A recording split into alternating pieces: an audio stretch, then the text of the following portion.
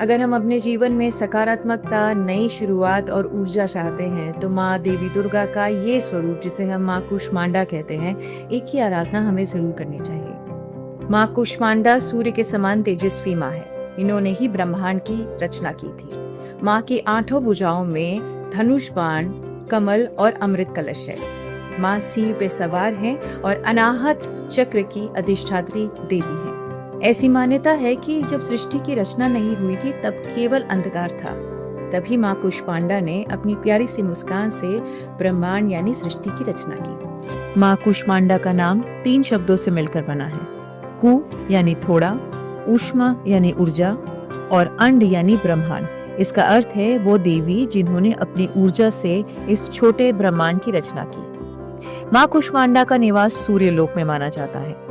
उनके तेज से ही सूर्य प्रकाशमान होता है और उनकी कृपा से ही सूर्य, चंद्रमा तथा अन्य ग्रह और नक्षत्र अपनी ऊर्जा प्राप्त करते हैं।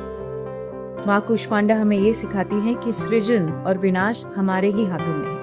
माँ का दूसरा संदेश ये है कि सकारात्मक ऊर्जा से और प्रसन्नता से ही जीवन को हम सफल बना सकते हैं। और नवरात्रि के इस चौथे दिन में यानी माँ कुष्मांडा की आराधना से हमें 3 संदेश मिलते हैं कि स्वयं की शक्ति को पहचानना चाहिए और स्वयं की सृष्टि को स्वयं ही रचना चाहिए। और माँ का आखिरी संदेश कि सृष्टि और धरा का हमेशा हमें सम्मान करना चाहिए।